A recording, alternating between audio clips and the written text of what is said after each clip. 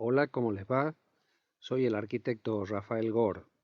El video que vamos a ver es la segunda de 3 partes del tema Geometría y Arquitectura. Este video va a funcionar como una guía para acceder al material bibliográfico obligatorio. Dicho en otras palabras, este video es la introducción a los temas y debe necesariamente completarse con estos materiales disponibles en el aula virtual. Un texto sobre la figura, el volumen y la articulación formal, extraída del capítulo sobre forma del libro de Francis Ching. Un podcast sobre la teoría del campo, adaptado de la introducción del libro de Attilio Marcoli. Y un texto sobre estructuras geométricas, que es parte del capítulo 3 del libro de Julio Rivera Garat de la Universidad Nacional de Córdoba. Inclusive, hasta sería recomendable que accedan a este material bibliográfico antes de ver este video. Empezaremos por recordar que consideramos a la forma como uno de los componentes de la arquitectura y nos focalizamos en su estudio sin perder de vista la totalidad de este sistema complejo. Siempre pensamos a la arquitectura inmersa en un contexto, tanto tangible como intangible, y consideramos a las personas como protagonistas. En el proceso de pasar de las ideas a la forma, participan varias dimensiones: la perceptual, la material y la geométrica. En este video vamos a abordar las variables geométricas figura y estructura, que en este diagrama están incluidas justamente en la dimensión geométrica. Junto con las figuras, también nos vamos a referir a los volúmenes, en este caso a los relacionados con las figuras básicas, y uniendo estos temas, los modos de articulación posibles entre los planos en la definición de un volumen. Vamos a ver la teoría del campo para entender mejor las posibilidades de uso de las estructuras geométricas en las figuras y en los volúmenes para sus relaciones y ordenamiento. Y luego veremos los distintos tipos de estructuras geométricas, tanto en las figuras como en los volúmenes, que nos servirán de herramientas de ordenamiento. En referencia a las figuras, van a ver en el apunte de Ching que nos introduce al tema, hablando sobre el perfil como la arista perimetral de un plano o de un volumen. Ese perfil es el medio básico por el que nos valemos para reconocer, identificar y categorizar la forma de un objeto. Es el conjunto de líneas que separa la figura del fondo y depende del grado de contraste visual que existe a lo largo de todo el contorno entre la figura y su fondo. En el campo de la arquitectura nos interesa desde lo general el perfil de la forma constructiva. Este perfil es la primera percepción de una forma arquitectónica y nos permite reconocer, entre otras cosas, la simplicidad de las formas o la complejidad del perfil, como en este ejemplo. Pueden percibirse inmediatamente las direccionales predominantes, como la verticalidad en esta casa. El tipo de repertorio formal también puede inferirse desde el perfil, como en este caso las formas redondeadas o las formas agudas y fuera de la ortogonalidad en este edificio. Así como algunos de los perfiles que recién vimos muestran un carácter unitario, otros destacan la multiplicidad de volúmenes. En este caso, además, la silueta presentará distintos grados de contraste con su entorno inmediato, encontrando a su alrededor siluetas semejantes o contrastantes. Otra instancia de lectura del perfil tiene que ver con cada uno de los planos que conforman los límites de los volúmenes. En estos ejemplos podemos reconocer por su perfil formas simples, como estos rectángulos independientes entre sí, poliedros irregulares en esta cubierta, o planos conformados por la sumatoria de varias figuras. Así como las superficies anteriores eran planas, también pueden ser curvas, como en estos ejemplos. El último tema de interés respecto a los perfiles es el de las aberturas, que pueden presentarse dentro de los planos, y aquí aparece otro abanico de posibilidades, siempre en relación al perfil del plano que las contiene. Si es una sola abertura en el plano, será relevante el uso del campo y la generación de tensiones dependiendo de la forma, tamaño y posición de la abertura. Y si son varias, además entrarán en juego los principios que las ordenan dentro de esa superficie plana o curva. Dependiendo de los recursos usados para contrastar figura y fondo, puede tener mayor presencia el perfil de la forma total o el de algunos planos respecto al resto del edificio, o el de las aberturas contrastando con las superficies del plano que las contiene. Luego del desarrollo general de los perfiles, Ching continúa con los perfiles o figuras primarias, incluyendo, en base a la geometría y a la simplicidad de la forma, al círculo y a todos los polígonos regulares. De estas figuras, las que más se utilizan en arquitectura son el círculo, el triángulo y el cuadrado. Luego desarrolla los sólidos primarios, que se relacionan con estas figuras, considerando la esfera, el cilindro, el cono, la pirámide y el cubo. Finalmente hace mención a las formas irregulares, también en relación a las figuras primarias. Todos estos puntos están bien desarrollados en la bibliografía y no vamos a agregar nada en este video. Lo último que van a encontrar en el texto de Ching está referido a la articulación de las formas, que es cómo se definen los contornos de los planos y el modo en que se resuelven sus encuentros. En arquitectura, los perfiles de los planos pueden reforzarse visualmente en diferentes grados o hasta inclusive desmaterializarse. Vamos a ver varias resoluciones posibles. Los planos pueden diferenciarse o contrastar por las cualidades de sus superficies, el color, la luz y sombra, la textura, su materialidad en general. Las aristas pueden reforzarse visualmente incorporando elementos formales independientes de los planos. En la casa de la izquierda se dejan las vigas metálicas a la vista, y éstas funcionan como articulación entre las superficies, resaltando sobre todo las direcciones horizontales y los voladizos. En el ejemplo de la derecha, se resolvieron los encuentros entre planos con elementos lineales en forma de media caña. En ambos casos, estos elementos además contrastan por el color. En algunos casos, las aristas se redondean y eso genera una mayor o menor continuidad entre los planos dependiendo del radio de la curvatura.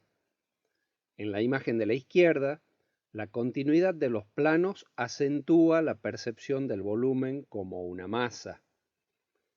En la imagen de la derecha, las curvas y contracurvas más amplias hace que percibamos la envolvente como un plano ondulado. En la mayoría de los casos, las convexidades exteriores se corresponden con concavidades interiores que participan también en la definición de los espacios. También puede modificarse la percepción de una arista evitando el encuentro de los planos, generando articulaciones lineales definidas por la luz. Finalmente, mediante el tipo, forma o material de las aberturas, puede interrumpirse la continuidad de una arista, como en el ejemplo del museo, o intentar desmaterializarla con el uso de transparencias, como en el caso de la cabaña. En esta última situación, la intención es darle continuidad perceptual al espacio desde el interior al exterior. En este edificio se refuerzan las direccionales horizontales con la incorporación de elementos de articulación entre los planos y a la vez se intenta desmaterializar las aristas verticales. El efecto se acentúa más de noche con la iluminación artificial. Ahora vamos a pasar a la teoría del campo. Solo vamos a comentar algunos conceptos esenciales, pero es imprescindible para este tema que escuchen el podcast que mencionamos anteriormente. Decimos que todo fenómeno formal o espacial se percibe en relación con el fondo o escenario, lugar donde toma posición y se ubica. Este marco, donde se produce y percibe el hecho formal y espacial, recibe el nombre de campo. Cuando se colocan cuadros en una pared, esa pared es el campo y los cuadros los objetos que se organizan dentro de ese límite. El campo es un espacio que presenta algunas características de constancia en cada uno de sus puntos. El campo puede ser entonces una pared, la superficie de una mesa, la superficie de un terreno. Implica las dimensiones conceptuales de lugar y de límite donde toman posición, se distribuyen y se relacionan los elementos contenidos en ese campo. Los objetos sin campo tienen una posición espacial indiferente.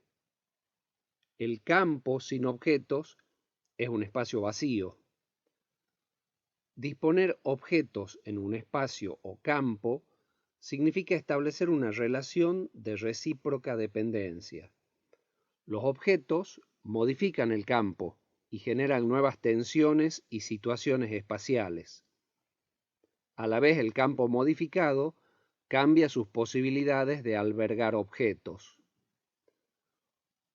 Buscar una correcta relación del objeto con el campo implica analizar estructuralmente las vinculaciones que surgen en los niveles de organización, esencias formales o estructuras geométricas, tanto del objeto como del campo. Justamente ahora vamos a introducir el tema de la estructura geométrica. El campo geométrico intuitivo es el que se refiere al estudio de los problemas visuales desde el punto de vista geométrico.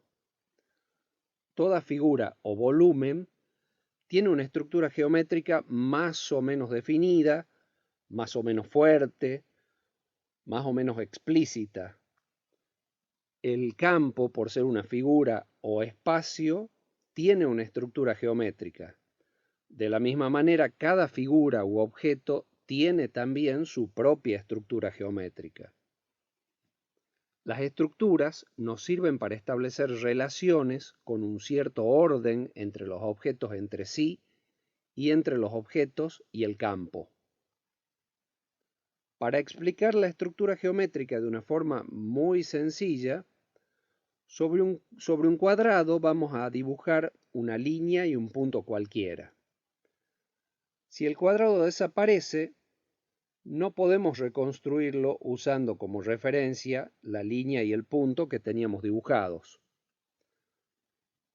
Hagamos un nuevo intento. Sobre el cuadrado dibujamos las diagonales, medianas y el punto de intersección de las mismas. Son las líneas que visualmente podríamos encontrar. Si el cuadrado desaparece, se pueden reconstruir varios cuadrados posibles a partir de las líneas y el punto de referencia. Hagamos un último intento. Sobre el mismo cuadrado dibujamos las diagonales, las medianas y todos los puntos de intersección. Ahora, si el cuadrado desaparece, podemos reconstruirlo sin posibilidad de equivocarnos. Entonces, esta es la estructura básica de la figura, de esta figura de un cuadrado. Son los cuatro lados, las diagonales, las líneas medias y los 9 puntos de intersección. Ahora, volviendo a la bibliografía, en el texto de Rivera Garat van a ver que la estructura de una figura o volumen relaciona sus elementos constitutivos más significativos, o sea, los lados, vértices, ángulos, ejes, centros, definiendo sus características fundamentales. Mediante el análisis geométrico de esos elementos y los nexos que los vinculan, es posible encontrar tres tipos de estructuras: la básica o portadora, la estructura modular y la estructura proyectiva. Estas que se ven acá se refieren solo al cuadrado, pero en el texto van a encontrar el desarrollo de este tema para distintas figuras y volúmenes. Estas estructuras geométricas nos permiten configurar y delimitar diversas superficies menores, contenidas y relacionables. Dice Franco Fonati que la diferencia entre una forma libre espontánea y una forma libre dentro de una matriz o estructura consiste en una voluntad de creación que combina la regularidad con la ocurrencia súbita y la decisión creadora. Entonces, podemos decir que las estructuras geométricas no deberían restringirnos, sino que deben ser una herramienta para ajustar y establecer vínculos saludables entre las formas. Solo como ejemplos, vamos a ver el uso de las estructuras geométricas en ejemplos de arquitectura. En este caso, tomando la estructura modular, vemos que puede utilizarse tanto en la resolución de una planta, o como en este caso, un uso casi literal de una estructura modular tridimensional, definiendo los espacios de una casa. En esta vivienda, la estructura modular irregular está usada e insinuada en el ordenamiento de los planos y aberturas en una fachada. En esta casa que ya vimos antes, la estructura modular irregular se utiliza para subdividir y organizar una enorme abertura correspondiente a la figura de un polígono irregular de 5 lados. En este ejemplo, se usó una estructura modular no regular para ordenar un sistema de contenedores de plantas, vital para esta casa con varios niveles, que está construida sobre un lote muy pequeño. Otro uso particular es el que se hace en este enorme complejo hotelero, donde dentro de la planta solo nos vamos a enfocar en este sector señalado. Ahí se replantea una estructura modular sobre la pendiente natural de una colina y se organiza un paseo de jardines florales intercambiando jardines y circulaciones. Para la estructura proyectiva, en este pabellón vemos su uso sobre los planos de un prisma para definir las aberturas.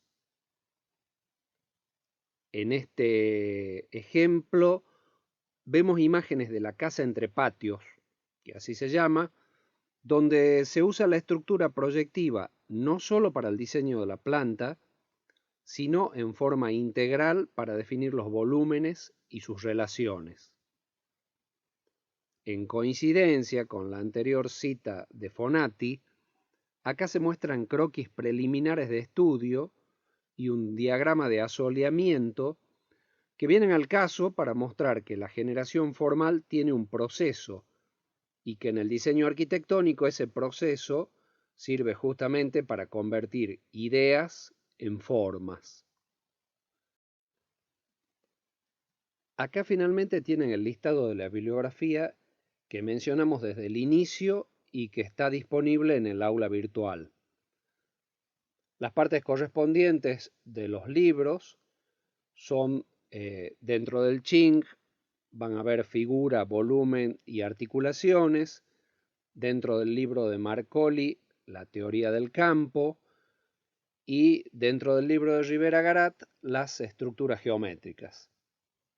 Bueno, espero que estos contenidos teóricos les hayan resultado interesantes y les sean útil para la generación de formas y de proyectos, tanto en nuestra asignatura como en general en cualquier proceso de